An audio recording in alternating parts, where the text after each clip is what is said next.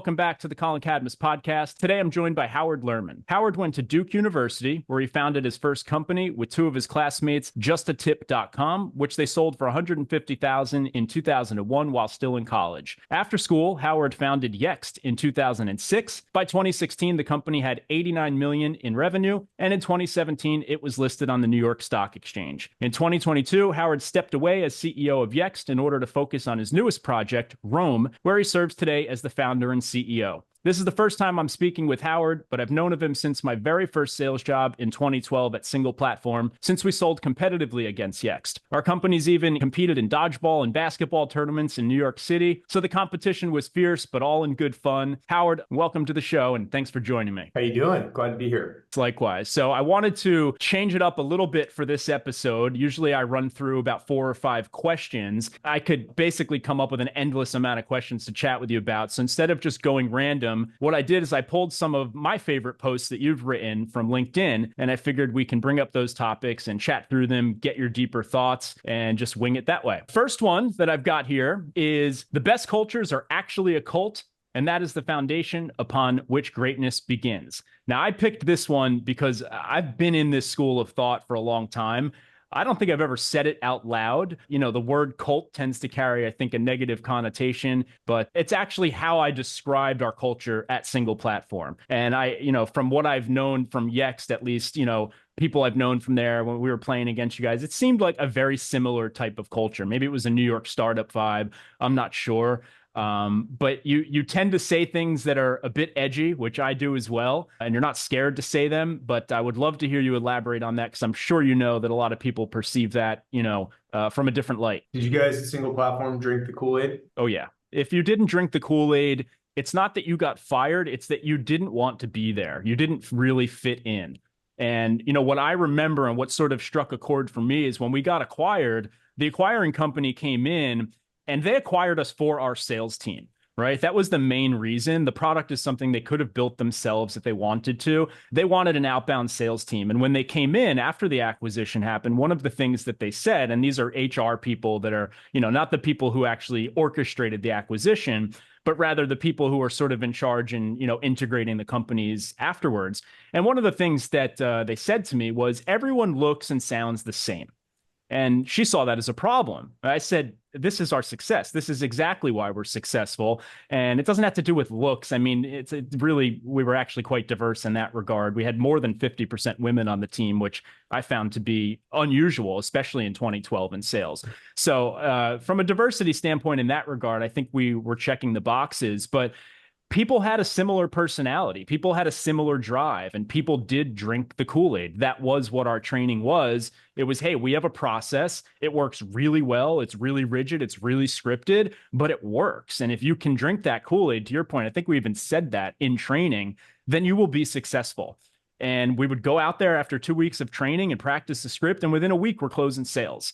So long-winded answer, but yes. You know the origin of that phrase? I don't actually. Is that a quote you took from elsewhere? Well, you were talking about drink the Kool-Aid. Sorry, got it. You were talking about how culture has a negative connotation. Drinking the Kool-Aid comes from a cult where people drank the Kool-Aid and died because the leader told them to. It's interesting. I did not know that. Sect of people that I think around 200 people moved to Mexico following their cult leader and drank the Kool-Aid. So this is my point about how these phrases or cult or culture may or may not be perceived as negative. You have to get to the origin of them. But the word cult is in culture. They come from the same root. So they have to be somewhat related. You want to be around people that trust you and vice versa. And, the context of that comment was the best cultures do have cult-like atmospheres. And I don't know much about SinglePlatform, but I do know when you look historically at the biggest companies that have started small, they have a cult of,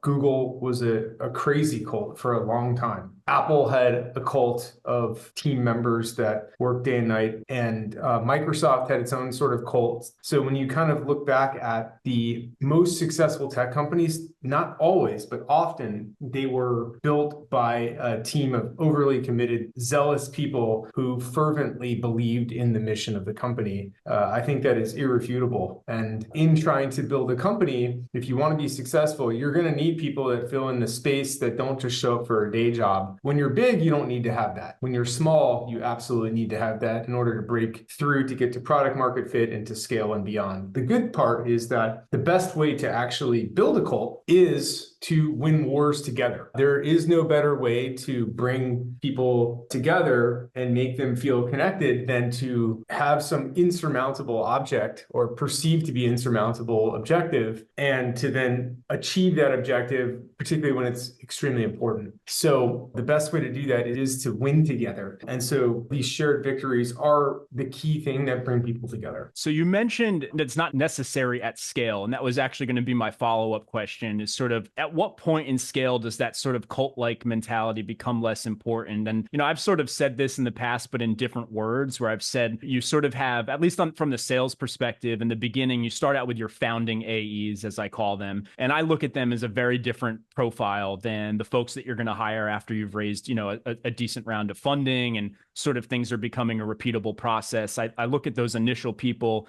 very much like you described, and it sounds like you're saying that same sort of notion scales across the whole company. And in the beginning, it's sort of, you need those people who are probably more excited about the equity than the cash. They're probably more excited about the things that they're learning rather than the money they're earning. They're looking to work those late hours. They want to be involved in the weeds. They want to see all the problems the CEO's dealing with. And I think the big thing is they like creating things. They like figuring things out. And when that playbook is already written and it sort of becomes a game of, monotonous routine, is where I find that those salespeople tend to lose interest and not even really fit in with the new culture, so to speak. Does that align with what you see across the whole company? Is that what you meant when you said that? Well, I think it just depends on the company. I think you asked me a bunch of different questions in there. First, you asked me, at what point in the scale does it need? And then you described sort of what you thought some of those attributes of the early AEs are. Some of those companies I mentioned did not really even have early AEs.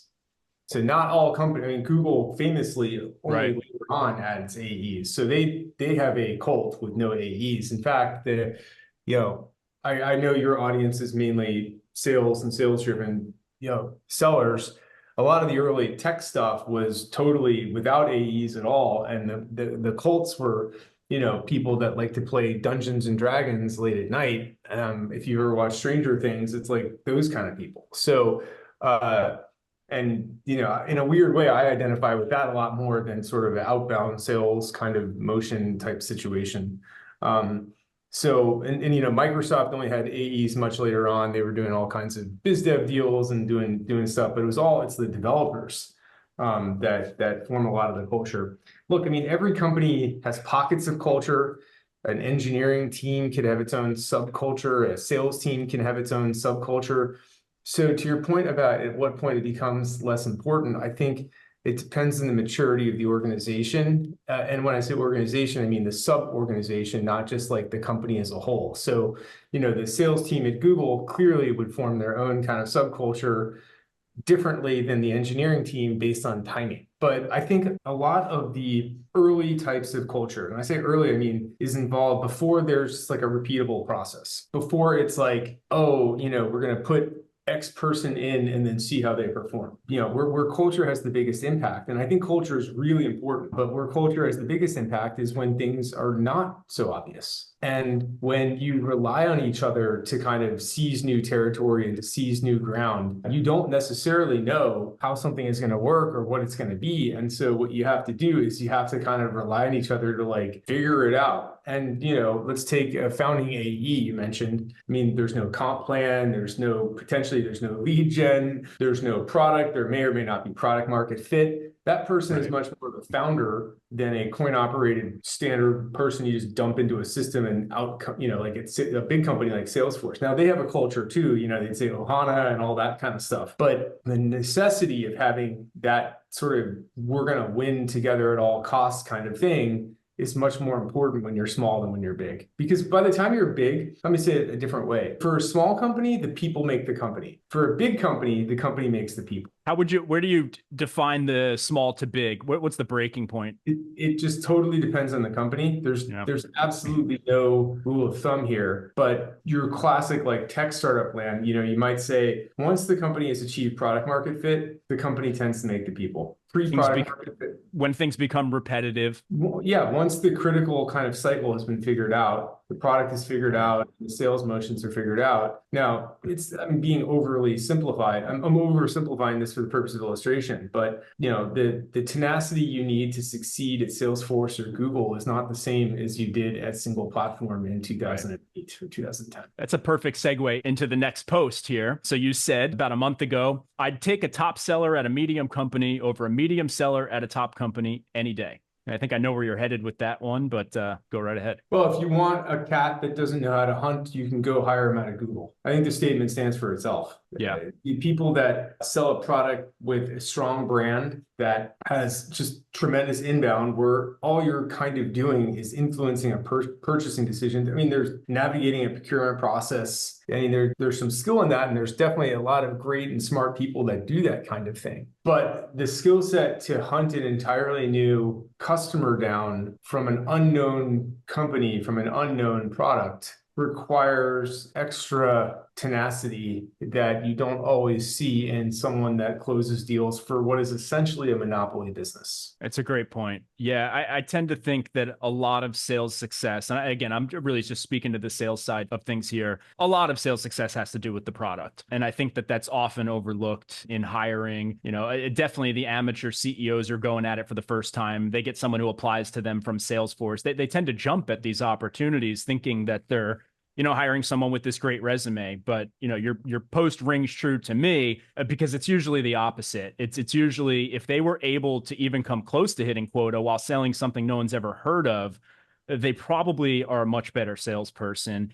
And if you can then bring them into a company where they get more resources, they're going to do even better. Whereas if you take them from Salesforce or wherever, and they're used to having a bunch of resources, and then you back them into a startup where they've got to figure out how to do their sales ops, their own marketing, copywriting, and all this stuff, it's a whole different game. And it usually ends with nothing but complaints. Do you agree with that? 100%. Cool. All right. Well, the next one is a little bit of a change of pace. This is, I think, less about sales and more about life in general. This was about 3 months ago. So you said there will always be an annoying gap between what you want the world to be and how it actually is. Knowing when to stand your ground or when to be flexible is one of the most important growth skills you can learn. I'd love to hear you elaborate on that one. Well, part of the way that you make progress is by envisioning what you want something to be. And so if you're like me, I'm as an inventor constantly obsessively thinking about, probably overthinking about what is possible. And I mean, my mind races continuously on what is possible. And so our job as founders, as entrepreneurs, as people is to, if we decide that we want to instantiate the thing that we see and make it real, is to work to the steps to make it real. Now, it is not always the case that it's easy to do that. And part of envisioning a thing, it's like I'm trying to think of a good analogy here. There's a famous artist, Goodall, and he draws these impossible drawings, like a hand drawing another hand. I don't know if you've ever seen these paradox type drawings. I may have. They might be stairs that lead into stairs that lead the right. top, you're at the bottom. It's a paradox. Sometimes when you envision something in your head, it is not possible to make it. It is a paradox. You might be able to draw it, you might be able to envision it, but it is physically inconceivable. So what we need to get is comfortable with making some practical compromises to ensure that the design doesn't make us go from the top to the bottom and actually is a real staircase. Right. And so those of us who tend to achieve the things that they see tend to have a good balance of the annoying gap between what they see as possible or what they see and what is possible, and work to close what is possible, not just what they see. Would you say that a big element of that is something that comes to mind for me that I have to constantly remind myself of, is to focus on things that are in your control, be willing to accept unfairness. It's so easy to get sort of wrapped up in, here's what's wrong with the world, here's how it should be, here's how it would be perfect. But I feel like where you're going with that is like at a certain point, we need to curb our emotions a bit and stay within a realm of reality and just accept the imperfections sometimes. I wouldn't say it is accepting imperfections as much as is embracing the reality.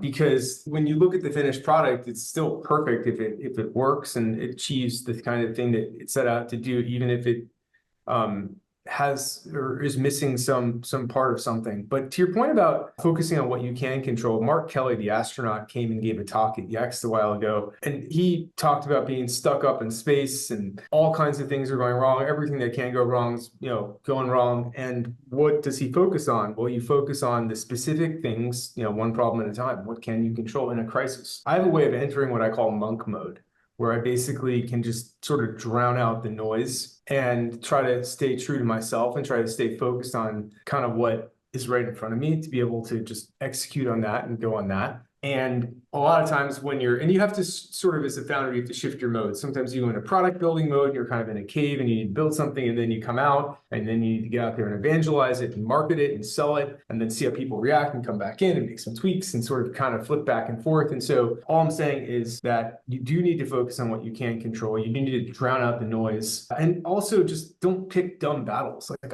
when I started Yext like 20 years ago, I got involved with the stupidest battles all the time. Like I'd spend hours trying to pick the color of a spreadsheet and maybe it was just out of boredom. But is that a perfectionism thing that you had to sort of curb over time? Because I find myself doing things like that. Yeah, I don't know if it's that. I mean, one example was I strongly, and this is a totally different topic, but I strongly recommend founders don't get involved in politics at all, because you'll just end up spending tons and tons of energy over where you have no control and it is completely not aligned, unless it's like an issue that's like totally aligned with the mission of your company, like cannabis or something like that. Sure.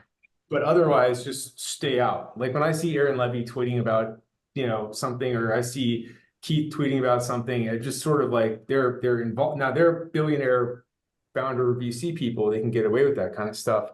Founders of smaller companies, sales reps, if you need to close that next deal, you can't be thinking about some tweet. Social media has a way of staying with you when you're not in it and drawing you back in. And so during my monk modes, I stay off social. It's funny you bring that up, because that was one of the, you had posted that on LinkedIn. I actually had the screenshot and I had it in the list. I was like, am I not following his advice if I bring that up now? But you can bring it up. But no, I totally agree with you. And I've had people come to me over the years, saying that they feel uncomfortable in the office because of, they voiced a political belief or something, and then they feel sort of outcasted, if they're not sort of in the same school of political beliefs as maybe the majority of the office. And so we talk so much about inclusion, right, and creating a comfortable environment for people. But I think, to your point, we go start talking about politics, we're doing the opposite. We're basically excluding potentially half of our customers, our employees, whoever. And it's like you said, in the United States, and you're not even thinking about international. Great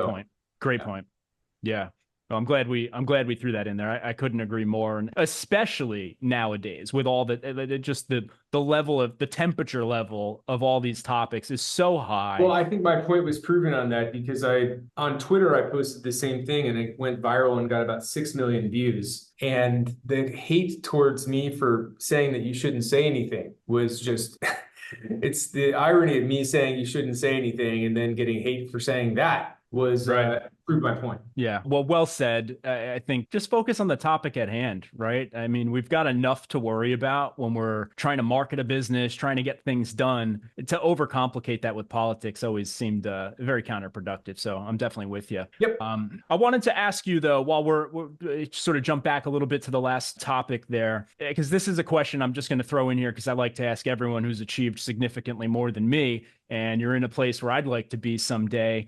I struggle with knowing which ideas to go after. And I think a lot of people do. You have a lot of ideas. I imagine you probably have an endless flow of ideas going through your brain. And over the years, probably since the Yext days to now, I'd imagine you've gotten better at knowing which ones to focus on. I'm wondering, do you have a process for that? Have you figured out a system for saying, I need to calm down the noise? I got 50 companies I want to build. How do you pick Rome? Like, how do you make that decision? Well, I think what most people with lots of ideas that have made ideas happen before realize is that the space between an idea in your head and what comes out, there's just an enormous amount of craftsmanship between a fleeting idea in your head and holding or using a product. Right. And so the trick isn't so much like which one to select. It's more, now there is importance of selection, of course. It is more sort of the process by which it comes out and makes it. And so I try a lot of different things. I try some things and, for me, it's very guttural. It's very intuitive, but there really just is an enormous amount of craftsmanship and design and work to go from something in your head to something that is actually used by other people. And so I think the point is that most of the things that, when you see Rome, I mean, it looks so different, or Yext, it comes out different than it was originally conceived. So the true genius, if you will, is in the journey of the idea from gem to, from inception to creation, much more than the media likes to invent this idea of an aha moment with a light bulb. And the fact is that really doesn't happen quite like that. There are times when you have the gem of an idea, but it only becomes real once it's out. And so most of the work is not in coming up with ideas all the time. It is in going from, the idea to actually building a prototype of something and then refining it and so on and so forth with continuous and constant refinement. I mean, if you look at how Yext is built, we started nothing like a listings company that we ended up building. We started doing pay-per-call and we were doing paid ads, and we iterated so many times over the years. And did it start really just as SMB marketing type services? Is that? Well, it wasn't a services company; it was a media company. We owned media sites. We sold the original one to IAC, and we had all these media sites where we were arbitraging media and doing the paid. And, I think the thing that is more important than the idea is the problem that you're trying to solve, and falling in love with solving a particular kind of problem. That was what I had next. I was going to ask you, is that what you do? Do you pick a problem and then kind of figure the product out as you go, listen to the customers? Is that the true north that you're aiming for? I don't think I wish I could prescribe to you a formula. Actually, I don't, because then everyone would follow it. There is no formula. Yeah. To try to come up with, it's like, what is the formula for love? People have been doing it since the dawn of mankind. I think it's 1 million years or something, kind of like 2 million years, something like that. People fall in love. What's the formula? Well, no one can describe the formula. It just happens. And so sometimes for ideas and products, it's the same thing. And if there were a clear formula, all the dating apps would use it. But I saw a report this morning that dating app usage peaked in 2021 and is coming down. So maybe there's something romantic about coming up with an idea and making it happen. Got it. I love it. All right. The next one is one also stood out to me because this is one that I think I struggle with. And I am curious to get your thoughts here because I place the blame I don't mean blame. I have great parents and I love them. But I was raised to be very cautious and very against the grain of taking a lot of risk. And I was sort of raised to take the safe path in life. And so you made a post where you said the most successful people I know didn't work the hardest. They took the most risk. Yeah. I'm curious to get your thoughts. I've got some follow-ups I can ask you there, but I'll let you run with it. Well, I know this is sort of like picking the right market to operate in. You could be the hardest working cab driver in the world and not make nearly as much as the worst performing person on Wall Street. So somewhere along now, the worst performing person on Wall Street may have not taken a risk, but the people that I know, if you look kind of at those that are independent, if you will, or have become independently wealthy, they have typically taken asymmetrical risks, and they've taken a lot of risks, and they've continued to bet on, frankly, themselves. They bet on themselves, but that's not just like a phrase like, oh, bet on yourself. Like everybody bets on themselves, but they've actually quit their job and left a stable, what would otherwise be a stable situation. Like the cab driver that's the hardest working would do better to quit their job and to try to get a job on Wall Street, which would be a huge risk for them. Right. But it's not really a risk because they just go back to being a cab driver. That's the other thing. People overestimate the downside of risk. They're scared of failure, whereas you should almost be excited for the failure because you're going to learn from it. Is that where in our capitalist society in America, at least in the time in which we live, this current era, the downside risk for anyone is not that severe. Whereas in previous times, the downside risk could mean death if you failed something, right, or joining an army or having to fight and lose your life, which is not a serious risk for anybody in America right now. So people overestimate how bad it could be. And they compute things like, oh, well, my salary is going to go down and therefore I can't get the hamburger that I want at Shake Shack. I'm going to have to go to it. Like, but the point is, like, you're still going to get, nobody's going to starve. Like, there's no scenario where people, and also if people fail, it's trying to, if they leave a job and they try to do something, and it doesn't work out, they can just go get another job. They overestimate how bad failure, what that would mean for them. I completely agree. I wonder, I always say, like, the great founders have a sense of sort of delusional optimism to them, right? They're able to sort of see where they're headed. They kind of don't get bogged down so much by that risk. So I'm curious to ask, obviously, I imagine you've spent, many late nights and many dinners with surrounded by people who think like yourself in this regard. Do you think, is your gut that these people are just, and yourself included, are you just cut from a different cloth, or is your brain just wired a certain way, or can this be learned? Can someone teach themselves to get comfortable with that type of risk or delusional optimism, whatever you want to call it? Well, first off, the word optimism does definitionally not need the precursor of delusional, because optimism means that you think the world is going, or an outcome is going to be better than it actually is. That is the definition of optimism. Fair. So, I understand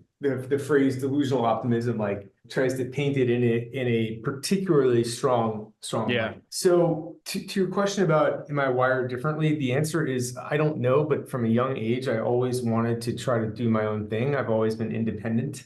I've always endeavored to embark upon creative works, whether that was singing opera as a kid or being in plays or writing my own stuff. If I saw someone make a song when I was 12, I'd be like, oh, I'm going to write my own song. If I saw someone build a thing, I would make my own business. When I was a kid, I used to trade baseball cards, and I was 11, and I'd go to a baseball card show. They used to bring all the shows before the internet. People would come and they'd show up, and there'd be dealers with tables and they'd be selling stuff, and I'd be a kid walking around. And I figured out, well, wait a minute, like, I can make more money by getting my own table and being a dealer. So I had to get my mom to basically convince them to let me be with all the professional card dealers in my own table to sell and to trade, which is an advantageous position. And so I think all these things that are around you are just there to kind of control you. And so I always had this instinct to kind of break free of them and do my own thing. So I think there's definitely an independent streak. Now, there have to be the right circumstances for the plant to grow. I was lucky enough to be born in Northern Virginia. I got to go to an unbelievable high school in Thomas Jefferson High School for Science and Technology, which at the time and still often is ranked the #1 high school in the country. The way you get in is not by DEI or was not by DEI or any of that crap. It was a math test, and they took the top math students. And you said it was specific focus on science and tech in high school? STEM. That's unusual. Or maybe today that's becoming more common, right? I mean, you have like Bronx High School of Science in New York, and you have Stuyvesant. Like, there's STEM schools out there, but this is not a public school. They're both public schools. Oh, they are. Okay. They are. That was lucky. And so that's the circumstances by which I was able to meet other like-minded people. And that was a stroke of luck. The fact that I was born at that time and got to go to that school and had the independent streak. So a lot of factors kind of in it. My people were healthy. I didn't have to work my way through high school. We didn't have to work my way through college in the same way that other people might. So you have factors that come together when combined with kind of who you are. But for me, starting companies, if that's where you really want to get to, has always been guttural. There's a lot of people that do it to make money. There's a lot of people that do it to change the world, which I think is a fake thing people say when they really just want to get rich. So I've always just kind of like had this thing where, like, I saw something, I got obsessed with it, and it's all I knew how to do. And I couldn't do anything else except think about that continuously, and then surround myself with other people that wanted to build the same thing I did, and then get them all together to achieve something great with many, many hardships and steps along the way, and ultimately build something cool with people that are awesome. I love it. Was your family supportive of the entrepreneurial risk taking, or were they sort of more pushing you towards, school and getting a job? I think it was very shocking for them up front. And they let me do it. I think they were shocked. My dad's a doctor, didn't understand what that meant. Right. You go down a path, you go to college, you get a job. What is this, starting a company thing? But ultimately, he gave me a little seed check for my first company. So even though he didn't necessarily agree with it, it wasn't that he didn't agree with it. He just couldn't see it. He let me try, because I think he understood that there that the downside was not that high. What's the downside? Am I gonna starve? No. When you're 23, like what is the 22? You have no downsides of anything except, the one thing I'd say about the risk is that the risk gets harder later on in life. Yeah. It's easier, for young people, particularly right out of college, to take a risk. They have nothing, they don't have to support families, they're not generally married, like they can just do whatever the fuck they want. And that would be the best time to kind of take a risk because you have no downside and infinite upside. Completely agree. I'm totally with you. Let's jump to the next one. You posted this about 2 months ago. You wrote, founders, I would be very, very careful about launching an AI startup right now, unless you have something extremely special and you know exactly what you're doing. The overwhelming odds are you will be buzzsawed by OpenAI. I have a lot of theories on what you mean behind this, but yeah, take it away. What do you mean by it? Well, I think the statement is pretty self-explanatory, but OpenAI, don't build a wrapper on OpenAI, obviously. You don't know what you don't know. And by the way, when I say OpenAI, I mean, you could throw an Anthropic in there. There's a couple other companies, but if you look back to the internet boom in the 90s, most companies, there was a lot of energy, enthusiasm, euphoria. It was a bubble. There were several huge winners, but most failed. Most internet startups didn't work. And particularly with AI, you really need to be doing something different if you're going to, and you really need to know, you really need to have a lot of certainty. So don't, out of euphoria for love of the idea of AI, start an AI startup because you're probably going to fail. Just like people that had the same thing with the internet failed. And you saw several big companies come out of that, but most didn't work. Agreed. Let's talk about sales AI and the topic of, is AI going to replace salespeople? Do you think AI will fully replace humans? Where do you land on that? Or are you in the school of camp of AI is going to be a tool, it's going to help humans. Humans are never going away. I tend to be in the school of thought, just to give you, where I stand on this, is it's not a question of if, it's a question of when. It doesn't mean humans won't have a place in the world and they won't be able to find spots. But if there's something that a human does today, there will be a day in the future where an AI can do it probably better. I seem to think that is backed by all of the evidence of what this tech is capable of. And it's just really a matter of time of building it, training it, having it ingest all the knowledge, all the data, getting specialized at certain tasks, all that sort of stuff. But curious to get your thoughts there. Well, you're already seeing the application of it in many different businesses. So, I'm hearing of tales of Fortune 500 companies putting AI in, they can cut 15% of their staff for things like financial modeling. So I think it is irrefutable that, and I'm not going to get involved in the social policy and economic policy of regulation and AI, but I can say that to me, it seems irrefutable that AI is going to do a lot of jobs that a person could otherwise have done. Now, does that make new jobs? Possibly. I mean, when the world moved to IT and information technology, certainly that took over a lot of jobs that people used to do and filing cabinets and filing papers and stuff like that. And all of a sudden, there's sort of like new jobs for people to do. I mean, people are going to be bored. People need stuff to do. So there's going to be jobs, and the AI is going to make people's jobs better and easier. But I don't think it's going to be a full replacement. To your question about sales and sales AI, I think there's different kinds of sales. I think internet sales are already self-serve. Think about a Shopify store. Forget B2B for a second. You're thinking about B2B. Right. But you walk into a retail store, it used to be that there was a salesperson to help you with the shoes and the perfume. And yeah, they still have that in malls, and it's still a huge thing, but there were definitely less of them. And every Shopify brand, every brand selling on Amazon or on their own site, they now just let you self-buy. And that's not 100%, but it certainly reduced the number of retail salespeople. There's no question. It just sort of happened. So what I think is that for B2B sales now for a second, because I think you have seen the internet disrupting B2C sales in a huge way. B2B, and I tend to think B2B follows B2C in most sort of trends in this nature. Right. Now, there's the thing about B2B is that it's a lot more confusing because B2C, there's one customer and they make the purchasing decision and they buy shoes or perfume. In B2B, the buyer could be a buyer's a company, and so there's multiple constituents involved, and the CEO is not the only one making the purchasing decisions. And so I actually think B2B AI sales are more likely to disrupt mid-market and SMB sales than enterprise for a while for obvious reasons. Right. So I think you have to kind of look at that. What does it do to outbound? I mean, Jason Lemkin had a good post today kind of trashing some of the AI outbound systems that you see. And I agree with it. people can't just be lazy and just, if everyone does the same thing, nothing's going to be effective basically for outbound and using AI to craft messages and things like that. But personally, I think in general, technology tends to be won by companies with monopoly products. And monopoly products don't require much sales at all. And this is not a new phenomenon.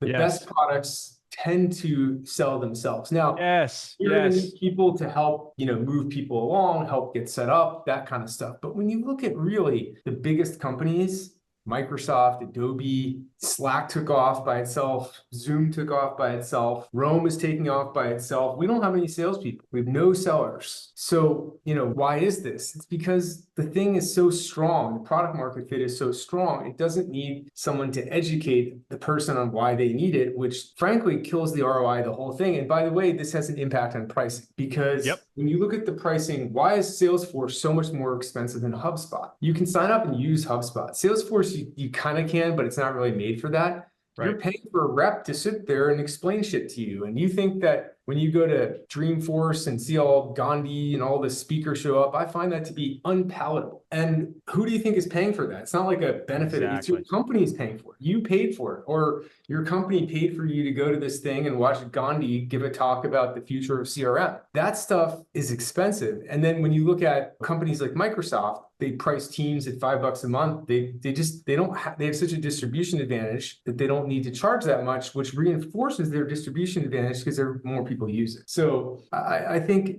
the internet in general is making it's less about AI and more about the internet in general, and of which AI is clearly going to accelerate. Going back to the original example, retail is not dead. There are tons of people. If you walk I was in Aventura Mall yesterday walking around, and I am very confident in the future of retail, having been in Aventura Mall. People need something to do. They like going to stores. They like doing that stuff. But probably some percentage is going to be in stores, and then most will still be bought online on the internet. And I believe that there's no reason why software wouldn't follow the same, starting especially with small businesses. By the way, Shopify is a great example of that. If you're a store owner and you want, or MailChimp or Shopify, you want to set up a store, you just sign up and do it. You don't talk to a rep. I'm completely with you. And everything you just said, these are all the reasons I started following your content, because I'm on board with all of those. You dropped a lot of good things there. I got a couple just follow-ups here. So I didn't know you were doing no salespeople at Rome. I thought you maybe had a few, but so that makes a lot of sense. We have people that will help you if you get stuck,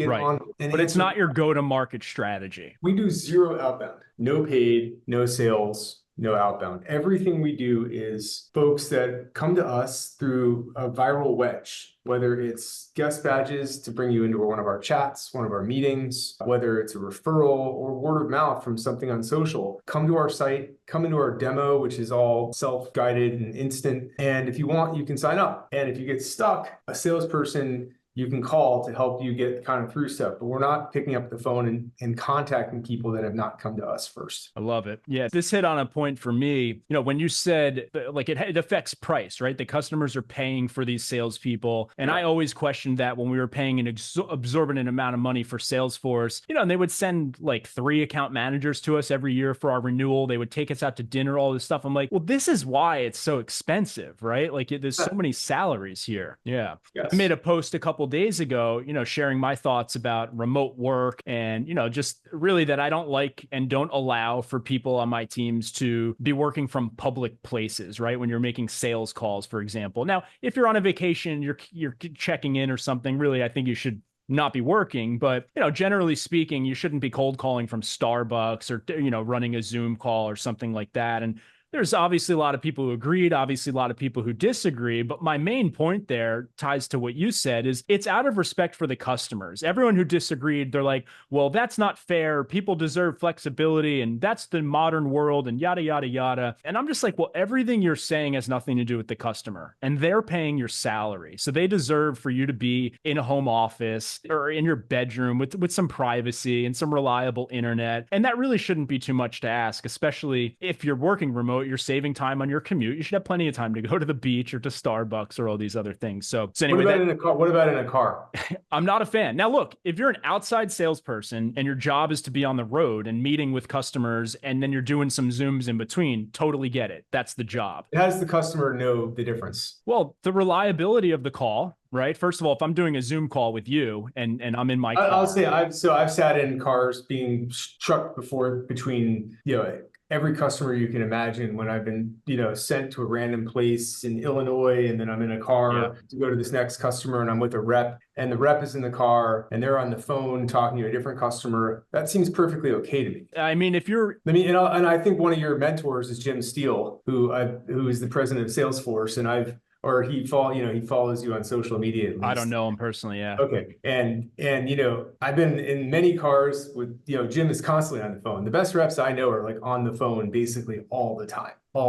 They're, and I'm not saying that they're like sitting by the beach. They're moving between customer meetings. And so, I think part of a great rep is being available where they are. I don't know about exactly, in Starbucks. Like I've taken a lot of calls from Starbucks. So, and that's not lazy. I'm the least lazy person that's going to be there. It's going to be like, I'm going to squeeze it in and make sure I can be with you now, as opposed to I'm, going to wait till I'm back in my home office where we can have a proper 1 hour conversation where you might just need me for 5 minutes, basically.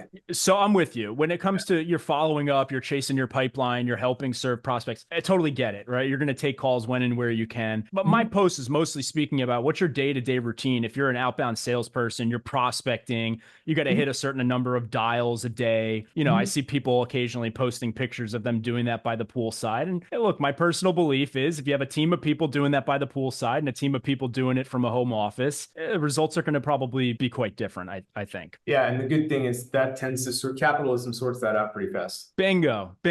Exactly. It does. Yes. So I think we actually sort of jumped into this next one a little bit of what you started talking about, I think ties into this, but I'll read the next post. We have two more. This one says, and this was about 5 months ago, you wrote, it's a little bit longer. Too many companies make the mistake of forcing unnaturally fast growth right now at the expense of compound growth later. A new growth channel that supplies constant leads adds X today, but adds a diminishing amount of X each time period. Constant periodic growth leads to diminishing growth rates. What more companies should endeavor to do is achieve compound growth proportionate to the size of their customer base, with customer-led growth. As the size of the customer base grows, so does the channel itself, meaning that leads grow with customer counts, growth remains at least linear, and growth rates remain constant. So I think we started to touch a little bit on that, and I think this ties into what you're doing at Rome, but if you have anything to add there. It's a little bit of a complex concept. There's basically two ways you can grow your company. The first is by, and I'm oversimplifying for the purposes of illustration, but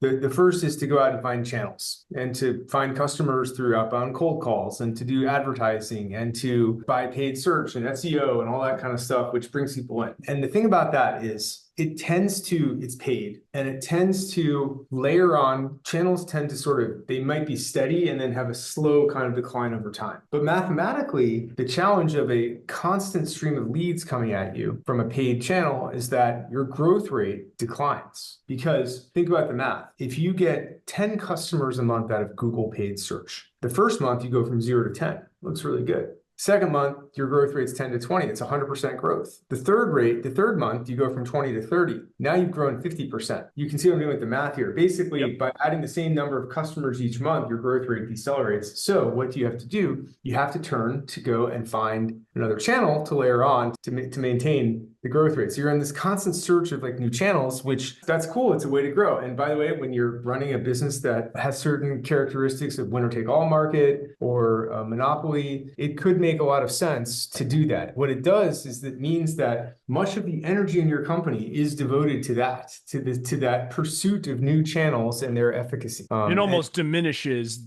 the original effort, right? Because now you're spreading out your resources. You have to split. That's right. So what can happen is you become focused on that as opposed to building your products. And everything is a balance. Everything is a balance. But an alternative approach is what I call customer-led. Now, this only works if you have really good product market fit. And it only works if you have some viral kind of hooks in your product, or if you're very focused with kind of who you're going after. But here, in this one, if you can get your customers to generate interest for you from posts or from something, some way, some mechanism. And you can see Rippling does a great job of this. Yes. You can see Ramp does a great job of this. They do growth hacking kind of in their products to be able to get you to refer others. And so mathematically, what ends up happening is if you have, let's say for every 100 customers you have in a month, they are able to refer you 10 new customers. So that first month you grow from 100 to 110. And so you've grown 10%. But the next month you add 11 customers instead of 10 because you now have 110 customers to drive that 10%. Not just the original 100. And so the growth rate stays linear while your numbers sort of compound. And so I'm oversimplifying this because there's a blend, every company has a blend of both, basically. But the more you can tilt towards the second thing, the more you can focus your efforts on making that product great and keeping your costs low. Because ROI, by the way, is a factor of not just, remember how ROI is calculated, the bottom is cost.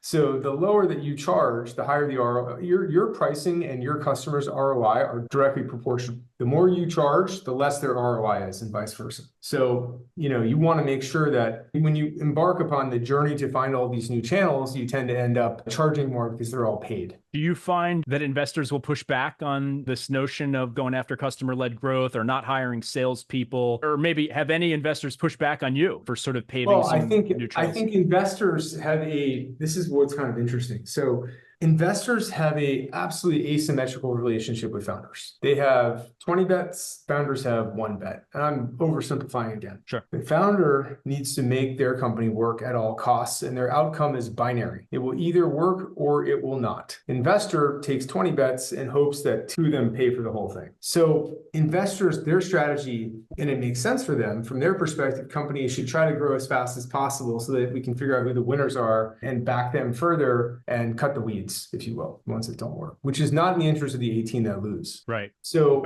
raising capital and investing it in growth has its place, but can also be a treadmill that you jump on and jump into the channel layering, and then the treadmill gets faster and faster and faster. And so you have to find new and better channels to keep up with the growth expectations that come from the hungry consumer. And maybe a better way of saying this is, have you ever seen one of those perpetual motion machines with like the 4 balls? The little tick, tick, hits, tick, tick. And then, yeah.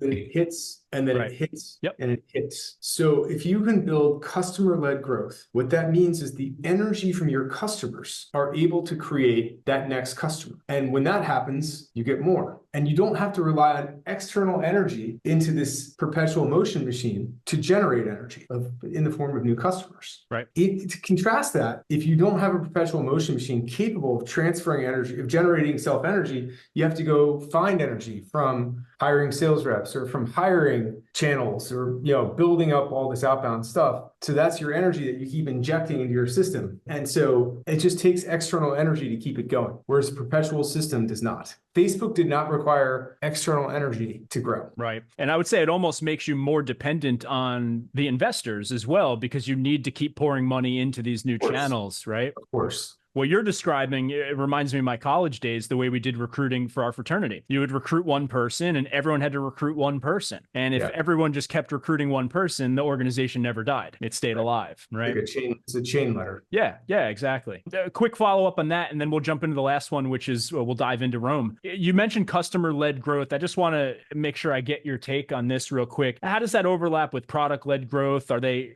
sort of coming together? Are you driving the customer-led growth through the product? Are they the same? Are they different? They are a little different because product-led growth just implies that there's no sellers involved, and the motion is like people sign up and then they buy or a person talks to them. You can have customer-led growth without product-led growth. Your fraternity is an example of that. Right. It's all people-based. So customer-led growth just means you don't use external energy to grow. It's all referral-based, basically. For example, product-led growth, you can go out and buy a ton of paid ads to drive into your product-led growth funnel, and that would be external growth driving it. So they really are different things. I think, at Rome, we are using what I would call assisted self-serve, where it's a complex product. There's a lot of people, and we're trying to eliminate things that people have to do, but there's still, administrative hoops and stuff that admins have to go through, setting up their calendars, laying out the floor map. There's just some stuff to kind of do that we help walk people through if they get stuck. Still. Does it have that element, sort of like, I always use Notion as a good example for this, because Notion is like, hey, I want to share this document with you. And for you to now look at it like you're becoming a user, does it sort of have that type of an element to it? That would be a wedge. That would be a growth wedge. Again, different than product-led growth, because that would be a customer-led growth wedge, where you, through the act of sharing the doc, are bringing a new user into the viral ecosystem. And so all of a sudden, there's an anonymous new user that's net new to the ecosystem, that's at least interacting with product, whether or not they're signing up or not. It's a touch point. It's a new touch. So, Rome has a lot of viral vectors in it, with chat guest badges where you can invite people in that are not members of your Rome to chat with, kind of like Slack Connect, if you will. And then the most important one is the meetings. So people set up a meeting and they put a lot of people on the meeting and the calendar, and some of them are Rome, some of them are members of their Rome, but others are external. And so every time there's an anonymous visitor to a meeting, that's an opportunity for us to showcase our product and get a product touch there. Got it. Hopefully you guys I imagine you're doing a better job than Slack. I find every time I get invited, and I like Slack generally speaking, but every time I get invited to one of their external groups, it's always a nightmare to try to log in. I've created duplicate accounts so many times. It seems to never sync them together. Slack has, I think the chief designer of Airbnb tweeted maybe a year ago and said, time does not heal bad UX. Slack hasn't, they're frozen in time. They haven't changed. They haven't updated anything really since the acquisition, which is standard. I mean, when the founder sells the company for $28 billion and leaves, and then they put the salespeople, if no offense, in charge, the goal doesn't be product experience. The goal becomes revenue. And you're on Wall Street, and I know all about what it takes.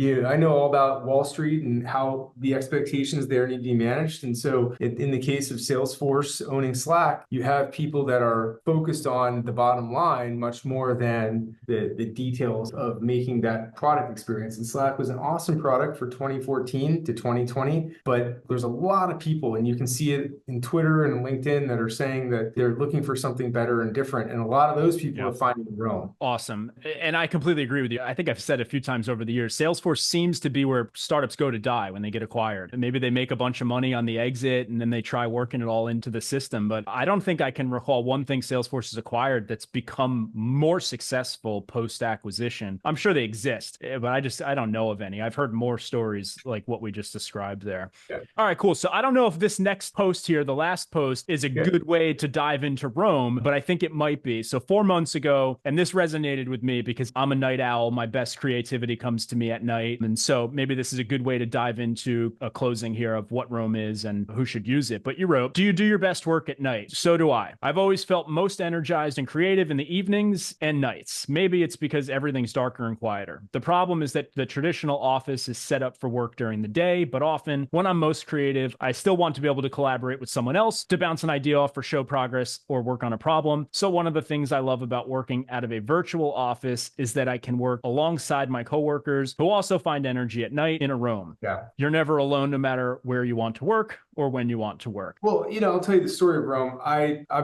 We talked about, I founded Yext. And when I started Yext, we were 2 people in a room, and then we were 20 people in a room. And this was before Zoom or Slack or anything existed. And we wouldn't need it because we were all in the same room together. And if I needed something from Collin or from somebody else, we just talk to each other right now and get it over with. And then as we grew and became distributed around the world, it became necessary to schedule meetings. And so we started to kind of say, all right, well, this is this item that needs to be dealt with. Let's discuss it. And we would put a meeting on the calendar for next week with 8 people. And so what ended up happening was things that used to take 2 people 5 minutes to work out right now were being scheduled for a meeting with 8 people for next week on a Zoom call. And so just kind of that sort of density of connection and that immediate, to go back to culture, that instant kind of right now spontaneous culture got lost. And so I made Rome to bring that back to the digital world, where your company, no matter how big or no matter where you you are, could have everyone together in that single room, that same room type feeling, and be able to just have those quick, fast, serendipitous conversations ad hoc where everyone could see what was going on. That's the other thing. In the old room, I would see Collin talking to Sally, and I know what they're talking about, and they could drag me over or vice versa, or tell me to go away, and it would just kind of be done, and we'd get on with it. And so the point is that Rome is a virtual office that we built for mainly distributed teams, many of whom are remote, but not all, to be able to bring that culture and productivity back to their kind of office and instead of the office, so they keep their teams really kind of cranky and going. And the critical feature is this map. And the map just gives you a view of everything in your own Rome, that you can see everything going on, who's talking to who. And if you want, you can knock on someone's door and talk to them right away. And this has just turned out to be a killer mechanic. The company has exploded. We have lots and lots of customers. It's all been sort of organic and word of mouth. And our data looks really good, the retention. But the key thing is the average meeting time. And just back to the quick meetings, the average meeting time is 8 minutes. And,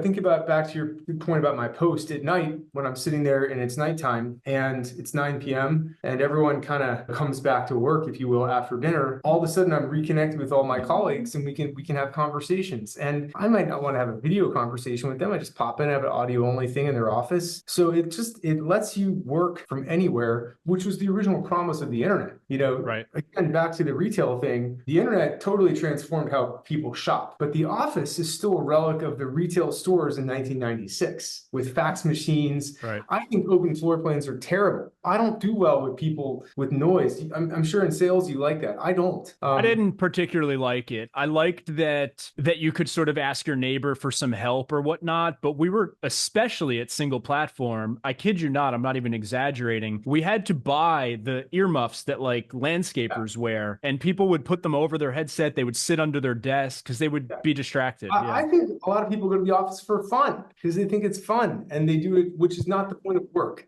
Yeah. So look, it's a differentiated product. It's an opinionated product, and it has a fanatical group of users that we think we can build. What Shopify has done to retail, we think we can do to the office. I love it. It sounds like what you're doing is replicating sort of, I remember my favorite offices to work in were where the conference rooms had just glass walls. And so you kind of knew who was in each room. If you needed to jump in and ask a question, like everything was just sort of transparent in that regard. So you're sort of replicating that in a digital world so that people know where everyone's at and you can kind of jump into conversations. That's the big picture? Exactly right. Is it specific to certain team sizes today? Are there limits? Do you have a breaking point or? Our TAM is companies under 500. We've been focused on companies, under 100, above 5 to 100, but we're kind of opening that up now to bigger companies. And I just checked this morning. I mean, believe it or not, there are now three Fortune 500 companies that are onboarding onto Rome. And it's not because we've sold into them. It's because they're finding us and they're trying to get set up and go. So we're seeing success globally as well. It's not just US companies. It's obviously companies that tend to have people around the world that have,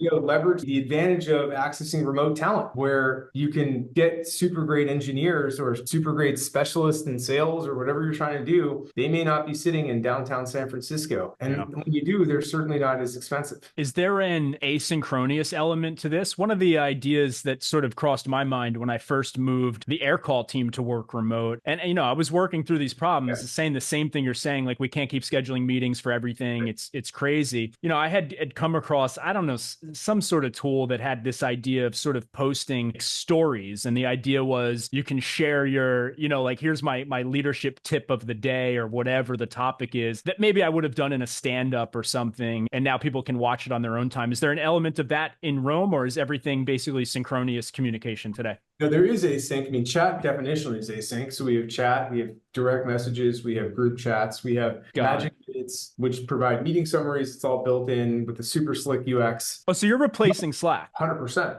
Got it. Okay, so this is you're not using Slack and Rome. This isn't just replacing your Zoom. It's replacing both. Replaces Zoom and Slack and any meeting summarizer like Otter or Fireflies. It's got a built-in whiteboard. It also replaces Calendly. Got it. 5 in 1.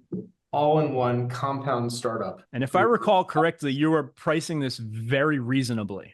I sound like an infomercial, right? But if you were to add up those five, it comes out to like $110 a month, and Rome is $9.97 a month. And you're able to hit that because you're not employing a ton of salespeople spending a boatload of money. That's right. Bingo. This is awesome, man. Makes a lot of sense. Thank you for joining me. Is there anything else you want to add in? No, I just want to say I appreciate the time, and it was cool to see it. Likewise. So everyone should check out Rome. It's not Rome.com. It's ro.am, correct? Correct. ro.am. Follow Howard on LinkedIn. Are you also doing Twitter or YouTube? Oh, I'm at Howard. I'm at Howard on Twitter. You got at Howard on Twitter. It's that. Oh, yeah. Did you have to buy it or did you get it early enough? I paid 10 grand for it like 10 years ago, 12 years ago. That's not a bad deal. No, when I was working at doctor.com, I brokered a deal to buy at Doctor for them. And I want to say we spent, I don't know, we spent around that price. We weren't going to spend a lot. We wouldn't have done it otherwise. Well, Rome got at Rome on Twitter too. I think social handles are pretty important. I'm with you. A lot of people say it's a waste of time. I had to really push my CEO at the time. I said, we have the chance to buy at Doctor. We have doctor.com. Like, let's get it. Don't miss that chance. Yeah. All right, man. Thanks so much. I appreciate it, and have a good rest of the day. Keep going.